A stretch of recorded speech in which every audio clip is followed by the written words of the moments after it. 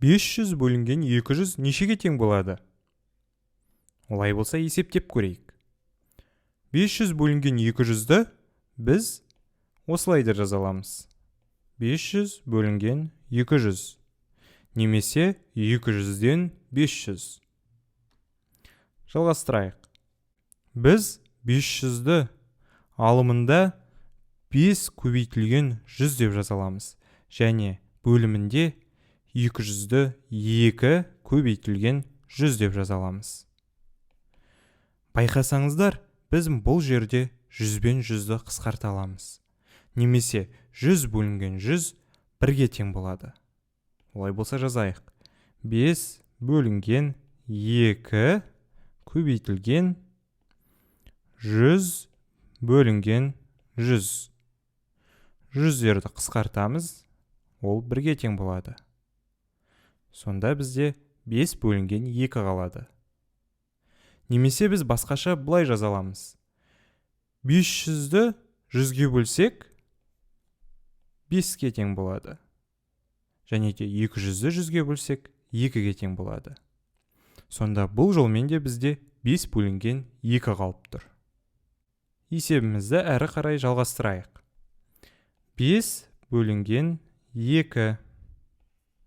Біз бұны аралас сан түрінде жазуымыз керек. 5-ті 2-ге бөлсек, нешеге тең болады? Әрине. Біз 5-ті 2-ге бөлсек, 2 бүтін болады. Және де 1 қалдық қалады.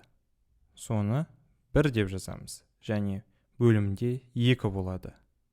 Осылайша бізде аралас санымыз 2 бүтін 2-ден 1-ге тең болады. Енді осыны ондық бөлшек түрінде қалай жаза аламыз? Олай болса жалғастырайық. 2 бүтін 2-ден 1-дің алымында бөлімінде 5-ке көбейтсек, 2 бүтін 10-нан 5-ке тең болады.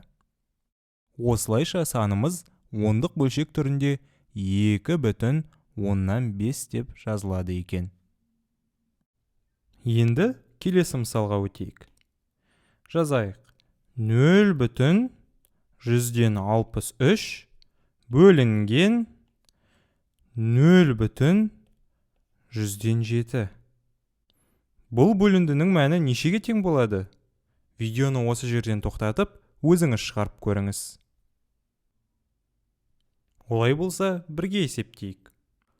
Біз бұл есепті бірнеше тәсілмен шығара аламыз. Бірінші тәсілмен шығаратын болсақ, біз 0 бүтін 100-ден 63-ті 63 100-дік үлес деп жаза аламыз. Және де 0 бүтін 100-ден 7-ні 7 100-дік үлес деп жаза алады екенбіз. Сонда 63 100-дік үлесті 7 100-дік үлеске бөлсек, нешеге тең болады?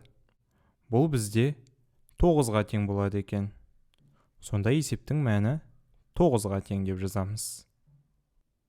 Басқаша біз бұлай шығара аламыз.